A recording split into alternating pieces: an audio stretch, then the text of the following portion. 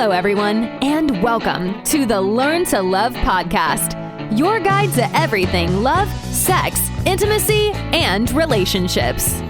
Each week, your host, Zach Beach, interviews new experts on love, including couples therapists, relationship coaches, sex educators, and best-selling authors. Learn the best tips and cutting-edge wisdom to better love yourself, others, and the world. Thanks so much for joining us. We hope you enjoy the show. Hello, beautiful souls. I'm so positively delighted that you could join us on the Learn to Love podcast. I am your host, Zach Beach, and this week we have not one, but two incredible guests on the show. Our first guest is Jennine Estes Powell, who is the founder of Estes Therapy, a group practice working with all aspects of relationships. Jennine is a licensed marriage and family therapist, certified in emotionally focused therapy, and specializes in training therapists to work with couples. Our second guest is Jacqueline, aka Jackie Wielick, who is also a licensed marriage and family therapist and the owner of her own private practice, Therapy by Jackie. She specializes in working with couples, relationships, emotions, trauma, and attachment, and has advanced training in EFT and other research-based theories. They both came onto the show to talk about their book, Help for High Conflict Couples, using emotionally focused therapy and the science of attachment to build lasting connection. It was such a joy to have them on. It was our first time really going deep into this world of emotionally focused therapy and seeing how it can benefit couples of all types. So without further ado, let's begin. Hello, Jennine. Hello, Jackie. Welcome to the show. Thank you for having us. Let's go one at a time. Jackie Wielick, how are you today? I'm doing really good. I'm happy to be here, and I'm excited to talk about our book and about EFT, and yeah. Me too. And Jennine Estes Powell, how are you today? I am great. I'm looking forward to having this podcast and just having a good day today. So thanks for having us. Good. Well, thank you both for coming onto the show. I have so many questions, and I'm so lucky to have both of you on. So, there's three of us here, and I really just got to ask, why can't we all just get along? Why can't couples just love each other and be happy all the time? And, you made that promise, right? To get married, to love each other to death to your part. You want each other to be happy. Why are relationships so hard? I love that. It's so true as we get together and we hope we're like, hey, we have all this love and we're going to be great. And all we need is love. But you need more than just love. Right? We need to know how to work through the hard stuff in order to keep the relationship strong. And that's the tough part. I wish we didn't have to fight. Mm-hmm. So love isn't enough? No, I wish it was, man. I wish it was. Yeah. What do I need more than love for a happy, loving partnership? I think we need that secure base, right? We need a solid feeling of knowing that our relationship is secure. We need to be able to know I can count on my partner no matter what. When the going gets tough, we can stay connected and we can have hard talks and we can show up for each other. And yes, we need love and we need the ability to take risks with each other, show up for each other, and stay connected through the hard stuff. I love it. Take risks, show up, stay connected through the hard stuff. Yeah. Jackie, you have anything to add? Top tips? It's all about safety. Like we have a saying we like to say in therapy, like safe is sexy, right? Because if we don't feel safe with our partners, we're not going to be able to show up in these vulnerable ways that are shown, research is showing can create healthy, happy connections, right? But if it's not safe to be vulnerable with our partners or to fully, like we call it unzip, right? Like unzip ourselves and let them see like our softest parts, that's going to be really hard to do with emotional connection and sex too. Like we talk about sex a lot in the book as well. Yeah. So safety, that's what we need. That's like the goal of EFT, right? Is to create a secure attachment. I love that. Safety is sexy, because when I was asking, like, what do we need more than love? A lot of people might think, oh yeah, you got to have love and the physical chemistry, or you got to have a healthy, robust sex life. But what I'm hearing from you is actually you're not going to have a good sex life unless there's the safety and security in your relationship. Yes, that absolutely comes first. All right. I want my relationship to be more safe and secure. What can I do? Hypothetically. Here enters EFT. So for those unfamiliar. Yeah, let's start with that. What is EFT? I'll let Jennine dive in with this. So EFT is called emotionally focused therapy, and it's a research-based approach for couples, like for therapists using with couples, and it shows long-term change. It's very a short-term therapy approach. But what we're doing is looking at how do you create that solid foundation so you can have the hard talks. So in moments, like how do we have a good relationship? What you asked about is like, how do I have this secure relationship? Well, the moments that are the most critical is like in the distressed moments. If you're not feeling good, how are you reaching for your partner and saying, hey, I'm not okay? And then how do you respond? So a lot of times we got that offense, defense type of reactions, right? Some person might blame, the other person gets defensive, and they just go round and round and they get caught up in this negative pattern. And what we want to do is really find effective and efficient ways to bring up concerns that draws your partner close and showing up for each other in critical moments. So we don't have to disconnect. So we need to find, it's like all about how we communicate in a way that's not so guarded and defensive. We want to do it in more vulnerable ways. And at times people spin out and get really out of control and get very reactive and go from 0 to 60.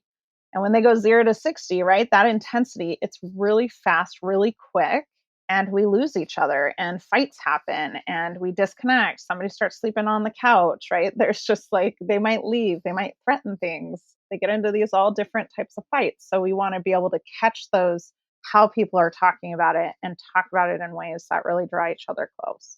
And one of the coolest parts that EFT helps with getting along and creating secure attachment is like identifying what that negative cycle of communication is, really pinpointing it. And so couples know exactly what it is, and then helping them be able to dismantle it, stop it, and then create a new positive cycle of interaction. And so by the end of this short-term treatment, which we love, we don't expect people to wait years and years and years to feel better. The couple should kind of have this snowball effect of this positive cycle, making things feel safer and better and more connected in their communication. And then that just trickles into everything else. Then sex feels easier. Then the dishes feel easier because we're not fighting over like the content. We know how to like have these hard conversations about anything. I love those 3 steps. Identify negative cycles of communication, help to dismantle and stop it, and create a new positive cycle. Are those essentially the stages of EFT? Good question. Yeah. So the first stage is kind of de-escalating.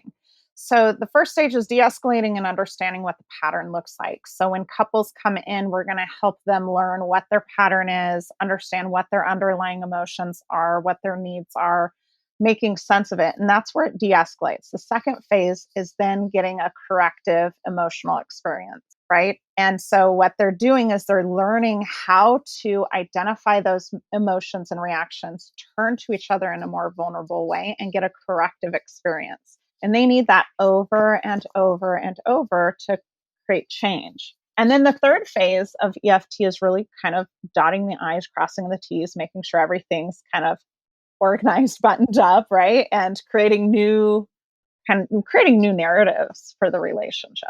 That's in a very simplistic way to describe the 3 stages.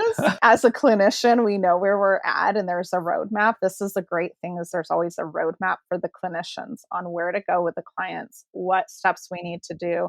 If we don't hit those markers, it tells us we're going too fast. And so it's a great model to use. And that's where our book comes in, is helping our clients and the readers learn how to identify what their patterns are, understand what their feelings are, understand those deeper emotions, then learning how to get that corrective experience. I think that's my favorite part about EFT just in general, but also our book is like a really cool thing about EFT is that corrective experience Jennine's talking about. And that uses a lot of neuroscience, that like we can build new neural pathways when we practice new things in new ways, right? So in EFT, you're practicing with your partner in the session with the therapist support, these new ways of interacting with them, new conversations about really hard and vulnerable things. And when you do it over and over and over again, your brain is like, oh yeah, this is safe. And it starts to kind of plow this like new path that gets easier and easier to fall into over time. And in our book, we were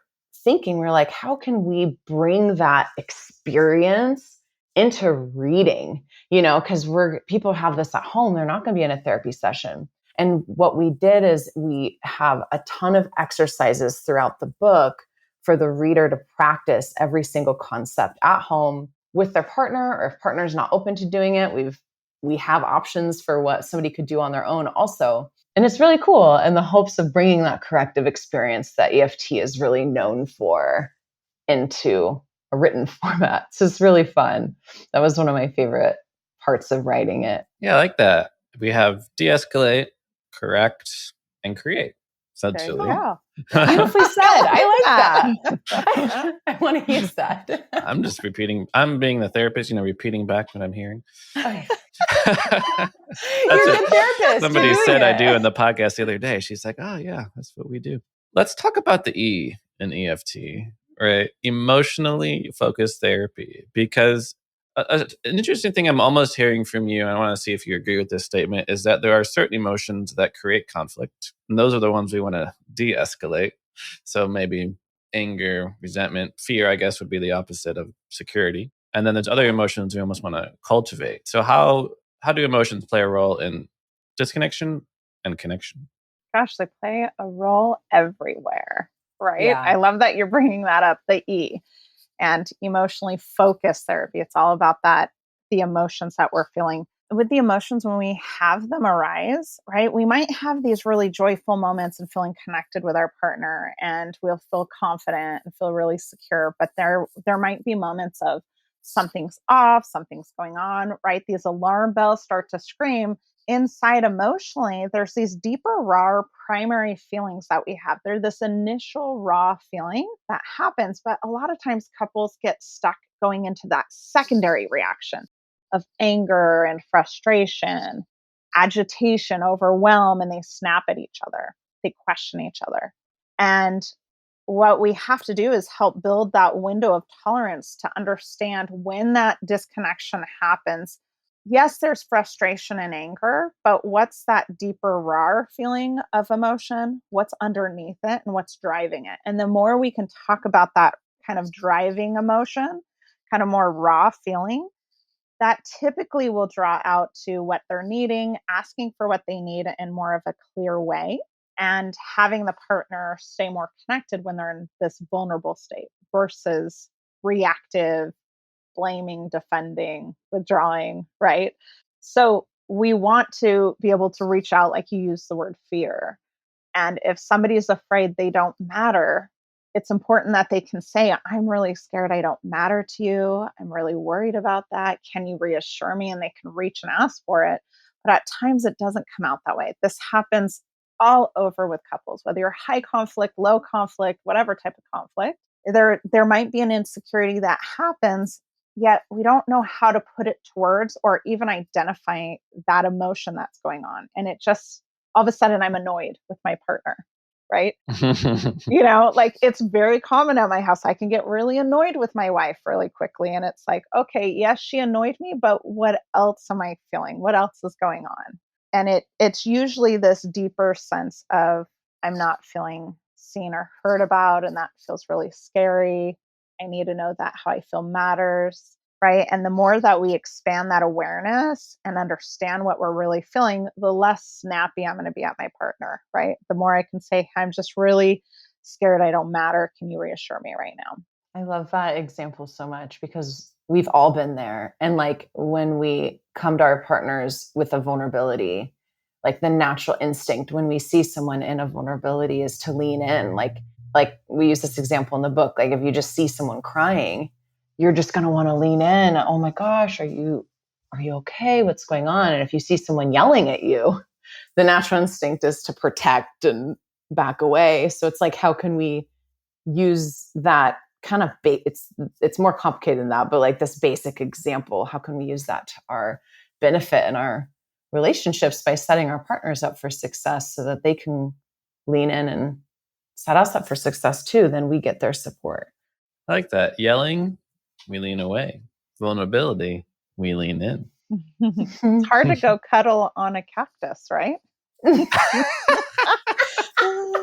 I love that so much. I'm going to use that. That is good.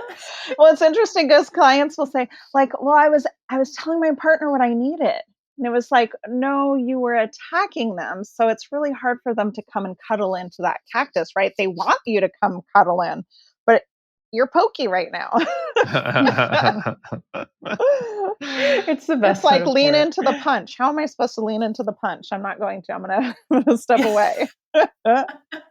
Like the goal of EFT is like, okay, how to move away from being the cactus into something a little bit softer that our partners can flower. The goal is to move from a cactus to an inviting flower. An inviting flower. Maybe not a rose. Bee, that's really, we lean into this metaphor. 100%. So real quick, what are some examples of those deeper primary feelings? Because I heard from you that our secondary reactions tend to be the anger, the agitation, the overwhelm, and especially annoyance too. Just like, oh, you make me so. And what are some of those more deeper, vulnerable emotions that we should think about getting in touch with? Yeah. Sadness is a huge one that shows up with a lot of couples underneath a lot of those secondary emotions. And a lot of people don't even know that they're sad until we kind of dig in and really like tune into it. Another one is like fear, these attachment fears that our clients might have. Fear that kind of Jannine's example was perfect, right? Fear that maybe our partners don't see us, or we're not being seen or heard or valued or any of that. Those are just attachment fears are really, really important. Sadness and fear are two really big ones there. I like those because no one says I'm sad at you. Right? I'm sad at you. I've never heard that and I love it. Exactly. It's not it's never going to be an attack. It's always going to be oh, wow, yeah, this is what I'm feeling. Yeah. And of course, like joy and excitement are beautiful primary emotions. But, a lot of times our couples, sometimes they struggle with that, but really we're not. So those don't cause as much disconnection as these other ones. So your book is titled Help for High Conflict Couples. And how do you define a high conflict couple? We are defining a high conflict couple as they're really just the same as not high conflict couples, except for you're going to see the volume turned up on their reactions and their behaviors. The metaphorical volume of everything is just a little bit more intense, a little bit higher escalated. So you're going to see them kind of go from that 0 to 60 reaction we talked about earlier really, really fast. You might see throwing phones, throwing things, getting in the car and leaving, sleeping on the couch, threatening to end the relationship. Maybe yet, so some of these pursue behaviors or withdraw behaviors, we would call them, they're just amplified a little bit. And even like the ice cold shutdowns. Yeah. Mm-hmm. There's like this quick to shut down, and it could be within a second, right? A partner comes in, sees the dishes not done. What's going on with the dishes? Boom. They're now in this escalated fight. They're frustrated. Ice cold shutdown is part of high escalation, high conflict. Yeah. Which is ironic because a lot of people are like, hey, I didn't do a thing. I was quiet. And actually that ignites things as well. So we might see it as Jackie said, that high volatility and reactions and throwing things, defending, blaming. But it is within 0 to 60. It is fast. It is quick and it is intense. And it's really, and also with high conflict, what happens is how I feel is more important than how you feel, right? It's hard to track how I feel and how my behaviors are, how they're impacting you. Or I might know that I'm going to hurt you, but I'm going to do it anyways, right? There's I don't care. how it's impacting you, because my pain kind of is more important or bigger than your pain. And so they get really stuck in their own stuff and can't really see the impact, how they're impacting each other. And I think I love that you're bringing up the ice cold shutdown, because it is so common. Like when we get couples coming in, that the person who is shutting down or leaving feels like it's so easy to point the finger to the partner and blame them because their partner's the one, quote, air quotes, acting crazy.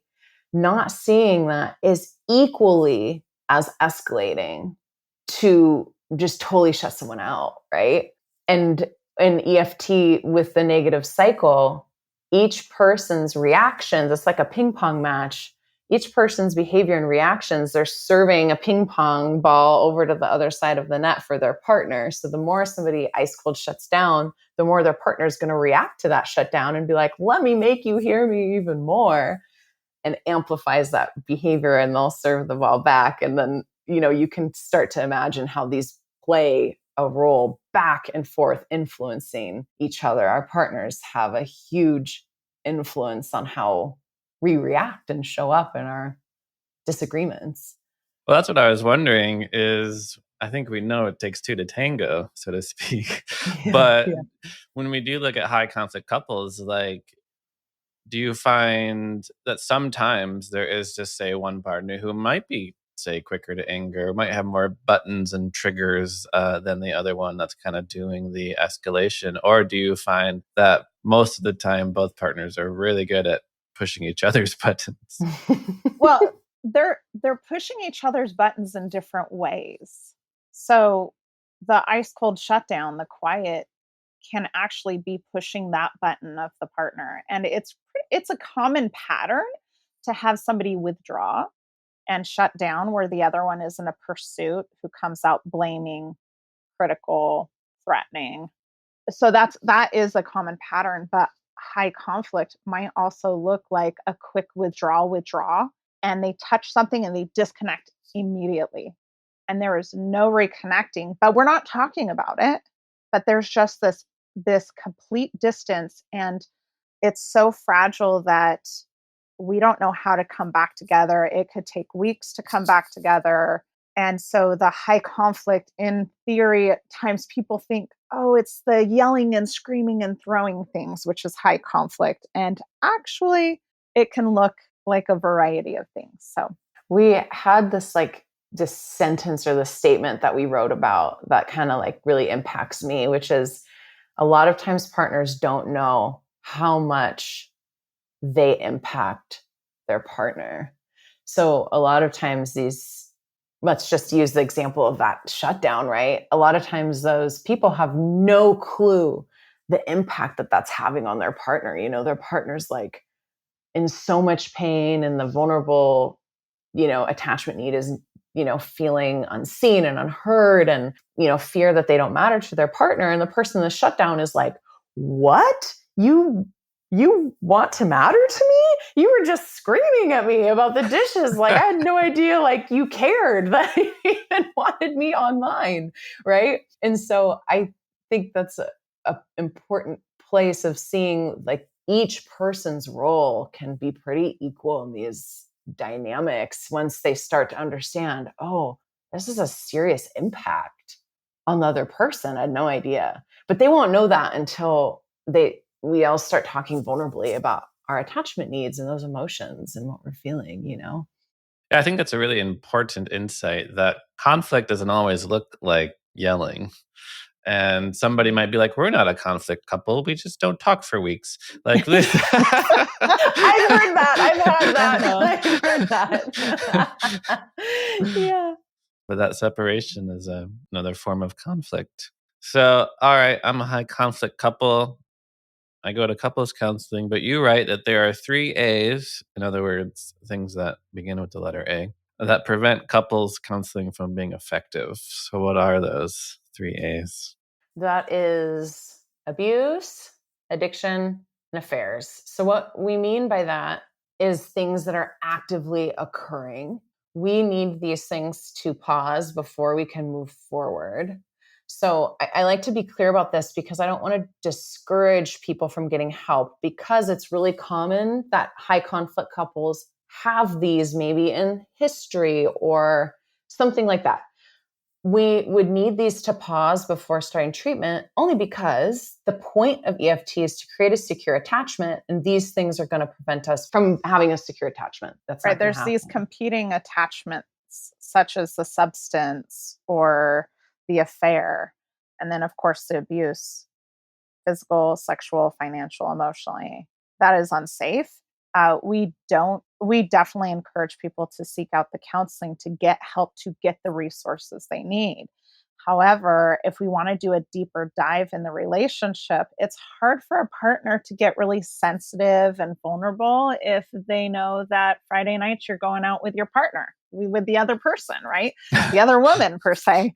So Yeah. it's they're not going to be able to regulate. Or if there's disappearing acts and there's the competing attachment of the substance, I'm going to get frustrated. I'm going to get upset with you. I'm going to look crazy because I know you go offline. I don't know what it's about, but your substance hijacks you, right? I can't access you all the time. Substance is hijacked. So we want all of those three to stop first, but those will automatically cause high conflict too. So we have to be aware that if you're in a high conflict, any three of these things, well, it's normal to have a high conflict with any of these three things going on. Which is reasonable. So like, for example, if we had a couple come in and there's an active affair going on, we would have them like pause the affair, and then they would come in and we would do EFT to like repair the affair, the attachment injury. So it's not like you can never do EFT. It's just like, and then they can continue. I'm just press we're not play. pausing it. We're not pausing it. That was the wrong word. Pause. We're not pausing. We need to get it to stop and go away. Delete the affair. Delete. Before going on and working on the relationship. Yeah. And that's a whole podcast all on its own, by the way. I know. Oh my God.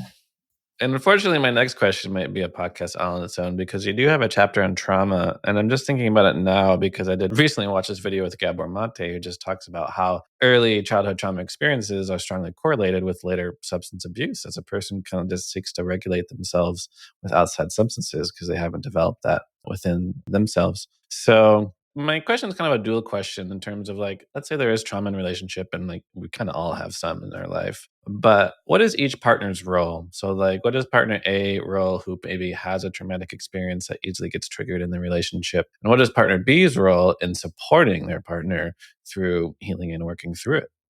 I love those questions because you are identifying kind of how it takes two to tango. And the person who has trauma, who they really need to be able to process through and understand how their body reacts and why their body gets so triggered.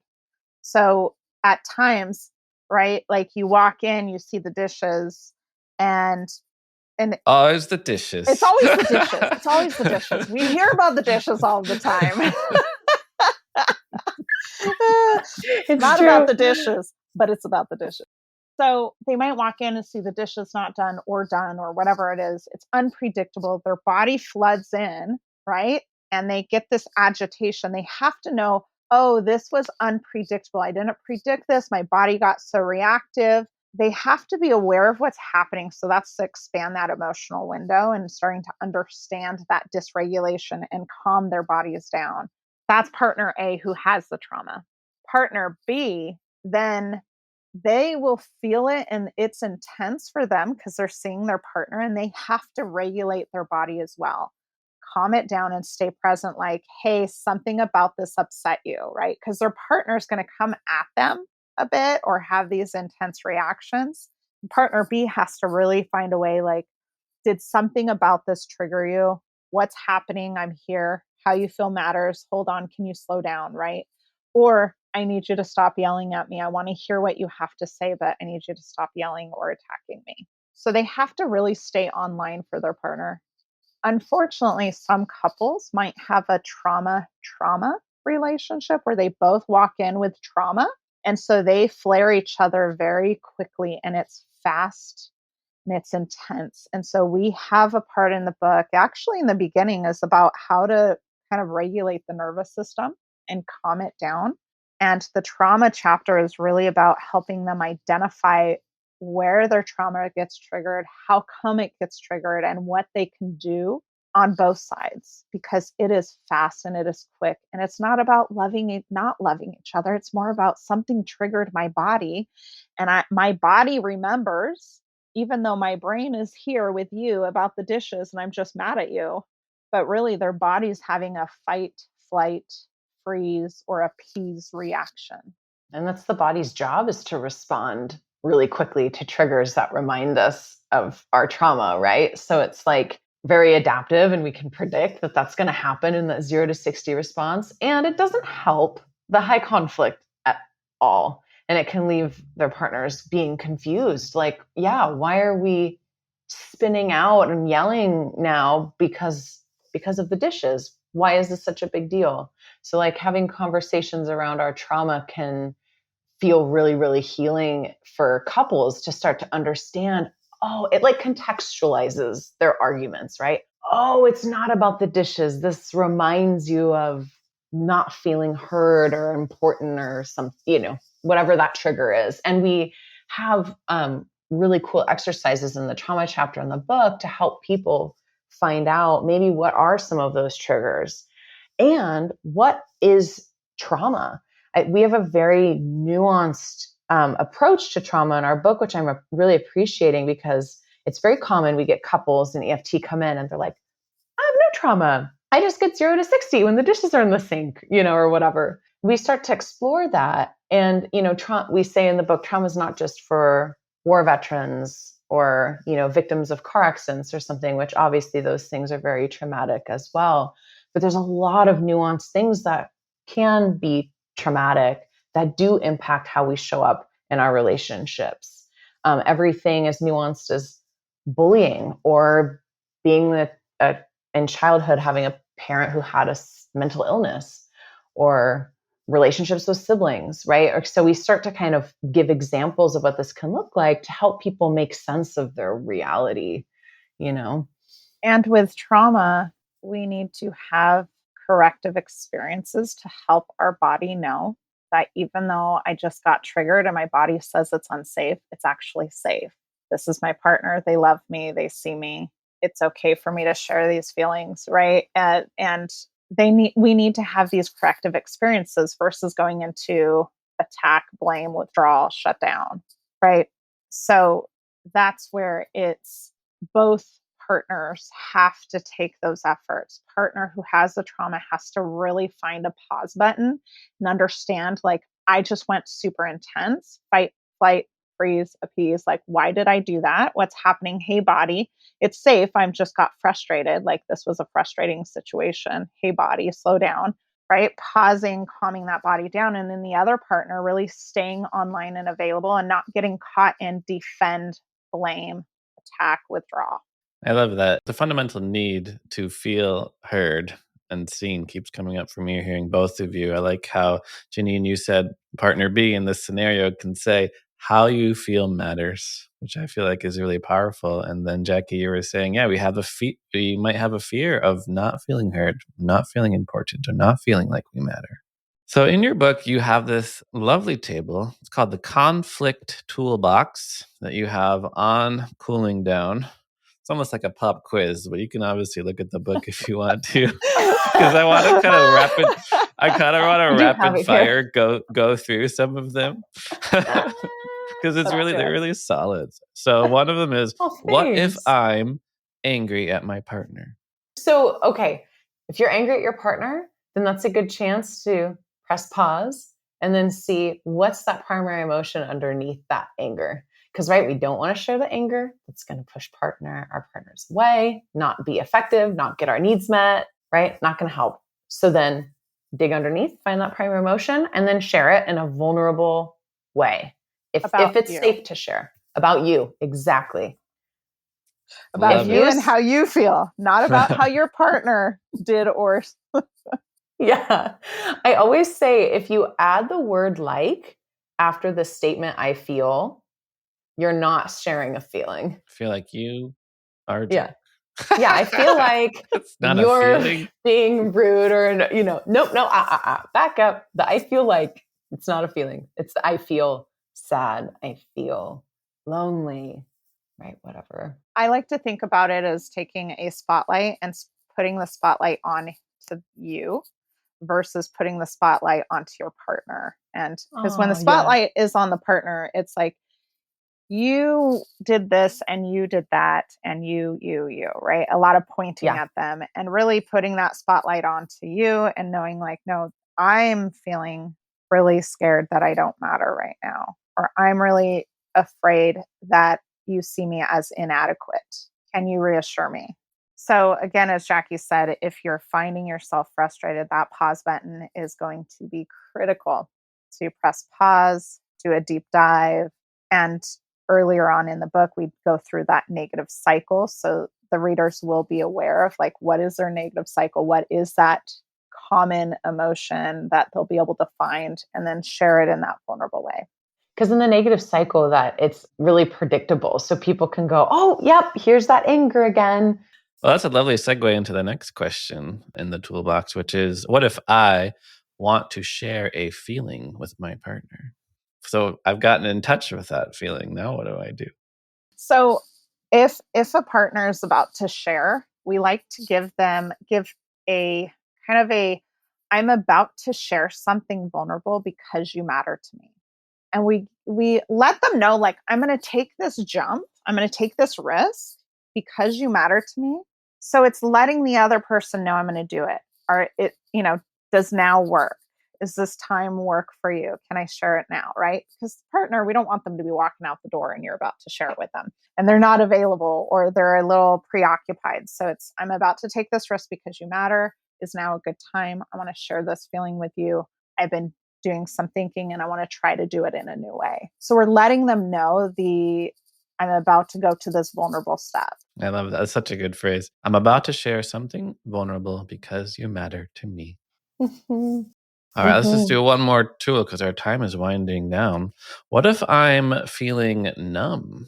So we talk in our book about the difference between being in hyperarousal and hypoarousal. And we could do a whole podcast on that in itself. But basically, when we're numb, our body's going into a state of hypoarousal. And like, short piece about like, what does that mean? It just means that overwhelmed, it's too much, and our body is kind of going offline and shutting down. So that's all that is to me, is just like a sticky note that our body is giving us, like, oh, hey, it's time to come back online. It's time to regulate. And so we have a whole list of tools for different situations. One is numb or hypoarousal that you can insert into that situation to regulate that overwhelm, that shutdown, to come back online. But it's going to be not very safe to have that vulnerable conversation with our partners if we're numb and offline, because like Jennine's saying, if our partner's like, hey, I'm going to share something vulnerable with you. Is now a good time? Can you catch me? And I'm like totally numb and I'm like, nope, I can't hear that right now. Our partner needs to know that so that we could create safety for them to catch them in their vulnerability. And so that's just a sign it's time to regulate.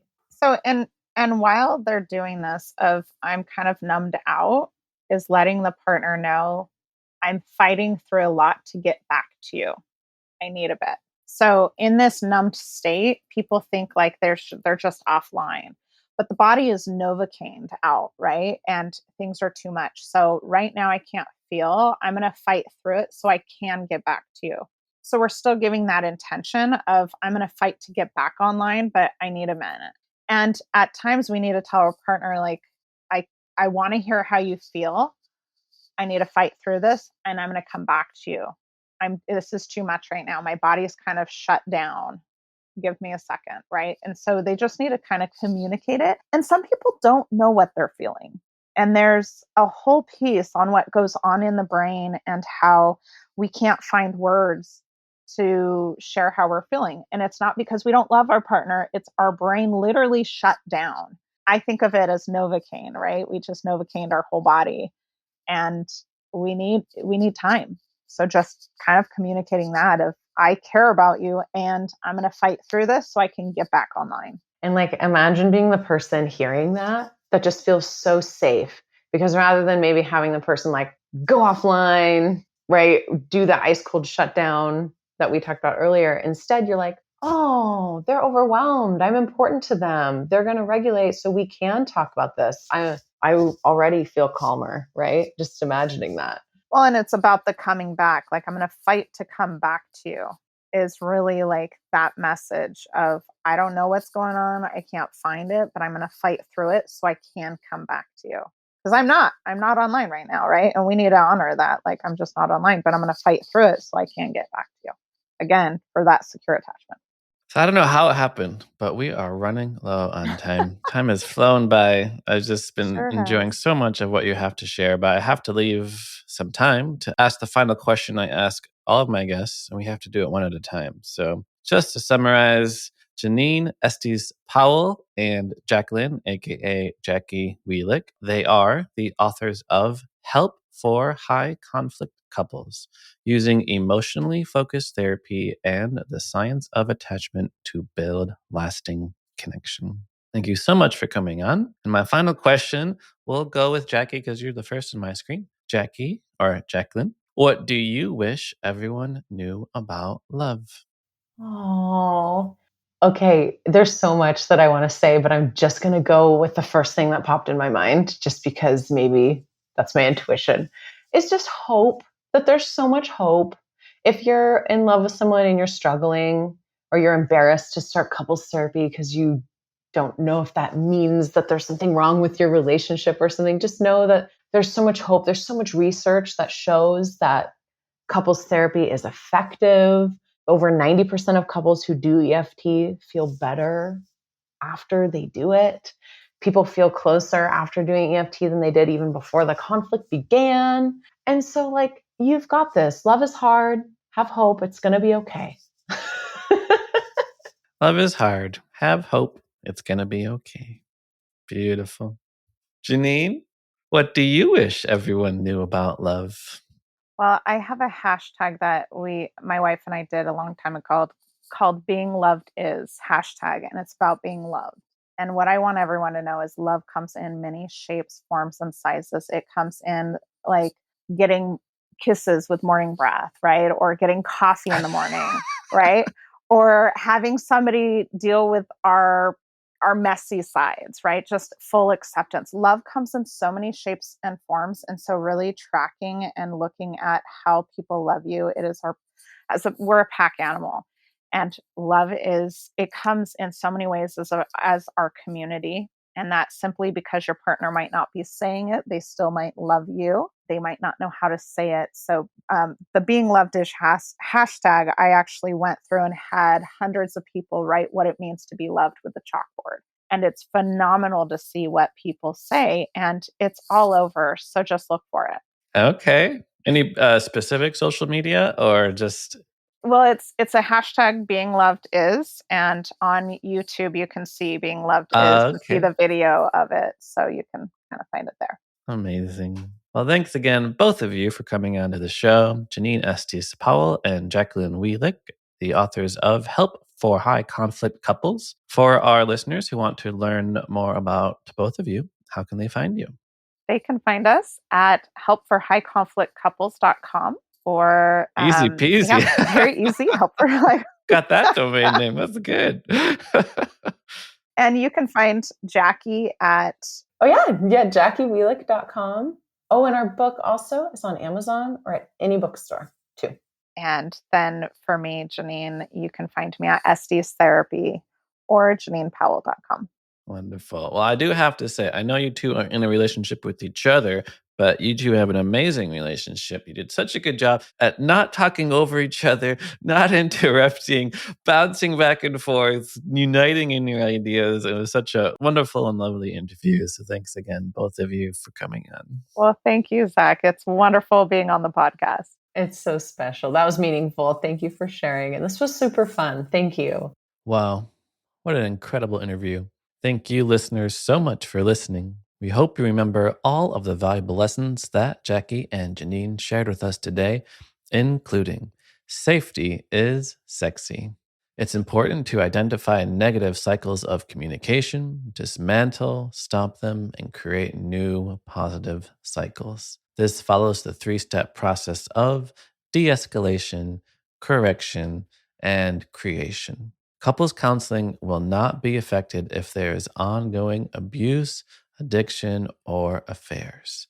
And when you communicate with your partner, communicate to them that how they feel matters and that they are important.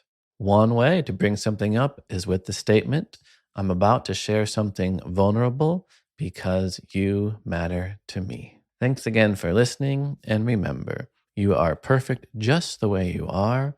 You are lovable, loving, and loved.